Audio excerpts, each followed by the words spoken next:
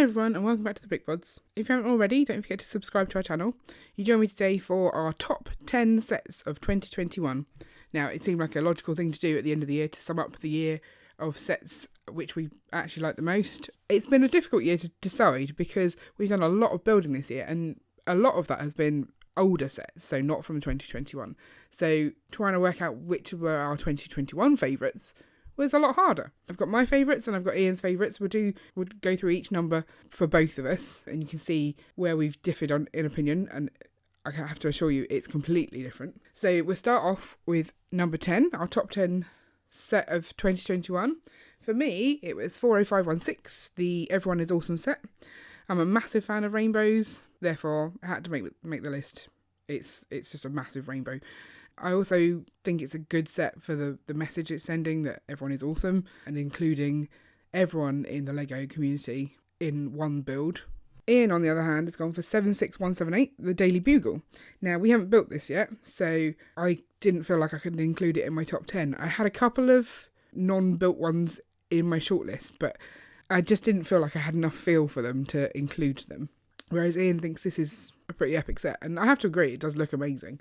But obviously the Daily Bugle is very much a Marvel set, and that just doesn't interest me. So I know when we do build the Daily Bugle, we'll be taking all the minifigures out, not really worrying about those, and just having it as like a skyscraper in our city. So number 9, for me, it was 80024, the Legendary Flower Fruit Mountain. This is the only Monkey Kid set that we've actually built and or possess. That's probably going to change next year, obviously, with the City of Lanterns, but this set was pretty impressive, and I like the way it was built sort of in three sort of sections that then attach together. It makes it a lot easier to sort of transport.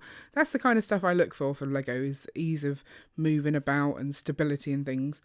But the build experience was also quite good, and I actually really enjoyed sort of researching it for our review to learn a bit more about the legends. So that was a good one for me. Ian's chosen a controversial set, 80109. That's the Lunar Ice Festival. Now, this set's not even out yet, and in most countries it doesn't come out until next year, but here in the UK we will be getting it on the 26th. So he's not built it. He obviously can't tell you what it's like from a build perspective, but he really likes the look of it. And I definitely have to agree that I would have had it on my list if I thought it counted, but I think this is cheating somewhat, so we'll let him off, but it does look amazing. In at number 8, we've got, for me, 31119, which is the 3-in-1 Ferris wheel. Now, I really liked this build. I liked it better after I'd modified it a little bit, so they had the colours going sort of 2 carts at a time. I made it so that it went sort of like in a rainbow pattern. I thought that would look much nicer.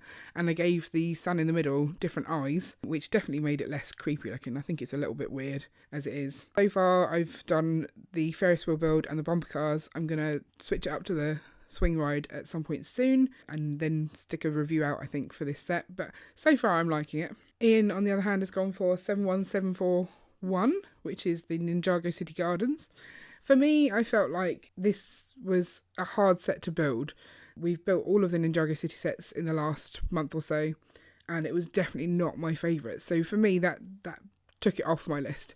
But Ian's right, it is still an impressive build. I think it just angered me a little bit too much for me to include, so that's why you won't see it on my list. Number 7, we got 10293 for me, which is the Winter Village set this year, Santa's Visit. I love the Winter Village sets. You probably already know that from the amount of Winter Village content we have on the channel. So every year I'm really excited about the new build. And whilst I was a little disappointed this year that it was just another cottage type thing, which we've already got, it was actually really well done. The fact that you can open it up a lot more to get access for play was right up my street. The little minifigures that come with it, it's good. And I really like the colouring, actually. It was just different enough from that previous one.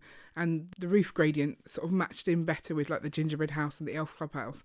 So it was definitely more modern. Ian, on the other hand, has gone for 10281, which is the Bonsai Tree. And I have to agree that that is a pretty impressive set. The whole botanicals range is quite cool. It's definitely a different concept for LEGO to do. And I didn't get to build the Bonsai Tree, so that might be why it's not on my list. We're planning on using it as a tree in our park, so it will definitely get included. We're not going to use the pot, but we are going to use the base, I think, as well, for like a little bridge over a river. So that's good.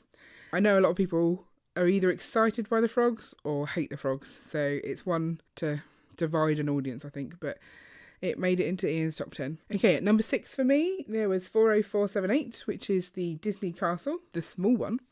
Now, I love the big Disney castle, so it made sense that I was going to love the little one as well. And the thing I like most about this is the build techniques. It was such good part usage, and it was really fun to build. And Ian didn't get to build it, so maybe that's why he didn't have it on his top 10. So for him, at number 6, he had 80107, which is the Spring Lantern Festival. And again, he didn't get to build that one, so I think he said that based on that, he might have, like, if he had built it, he might have put it higher in his list. But it's a beautiful set. So at number 5 on my list, I've got 10278, which is the police station modular.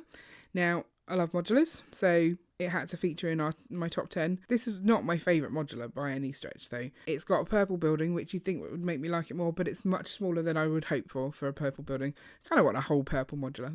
That would be good for me. It was quite a nice one for storytelling.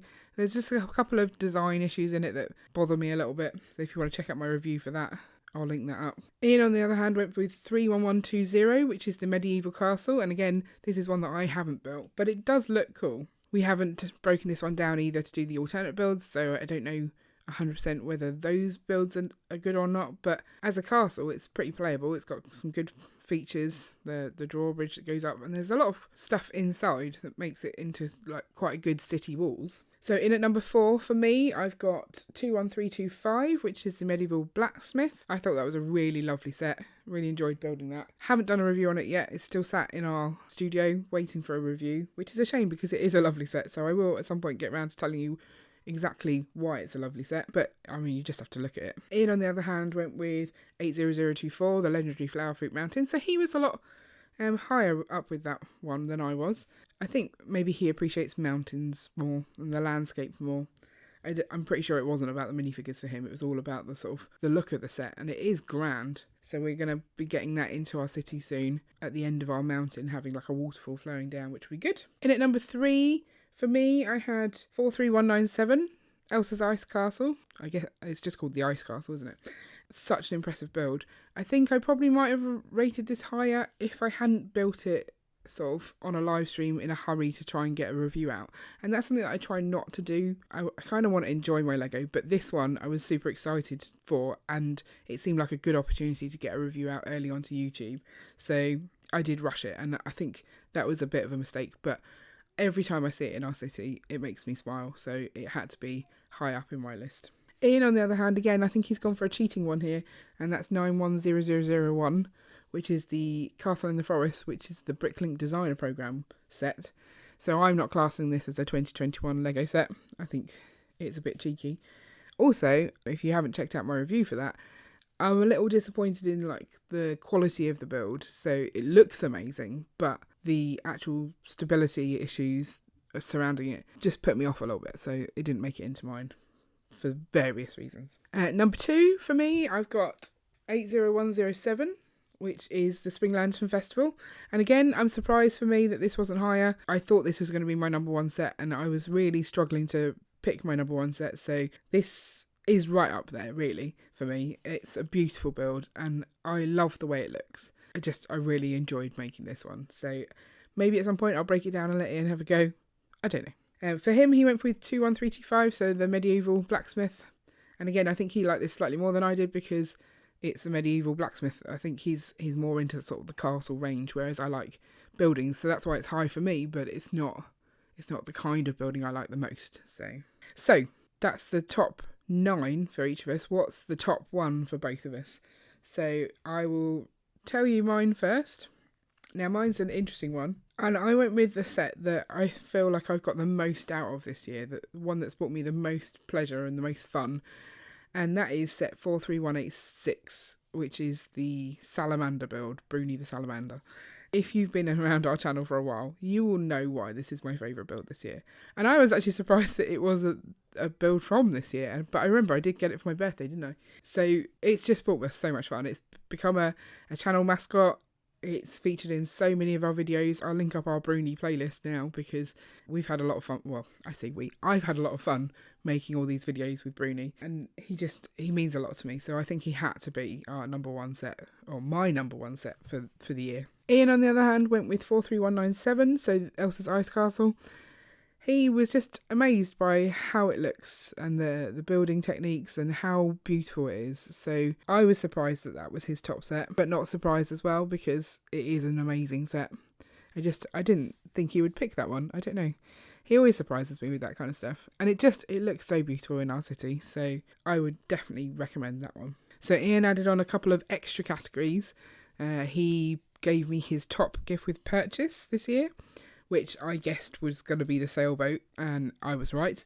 Ian is a big fan of the sailboat, and in fact, I'm a big fan of the sailboat. That's one that I actually did unbuild and rebuild because I wanted the build experience, and I think it just looks so beautiful. It's a really lovely set. Whereas for me, I picked the coffee cart, which is a recent gift with purchase, and I haven't built it yet, but I really love the look of it, and it just kind of sums up to me what a gift with purchase should be. It should be something that you can add to your city. I love the vignettes and things, but they bother me that you never really know where to put them, whereas this is something I can add right in. And we've had quite a few of those this year with the sailboat and the Cadillac, the retro car. So things that you can build and add in to your city. I think those are the kind of gift with purchase I would like to see more of. And then Ian also gave me his top small set, and that was the Tuk-Tuk. And I have to say I agree completely with that one. So both of us have picked the Tuk-Tuk. It's a superb little vehicle, so colourful, so amazing. And I've got a review for that one which I'll link up, but I just think it's so vibrant and really good fun and a great addition to any city. So let us know in the comments below if you agree with our top 10s. Also have a wonderful Christmas. We've had a great year on YouTube. We've really been enjoying live streaming with everyone and really building like a little community here. We appreciate you watching our videos and turning up to live streams and having good fun with us. It's been amazing. We'll also be back next week with our 2022 sets that we're looking forward to. So make sure you come back for that. And don't forget to like and subscribe so you never miss an update. See you later.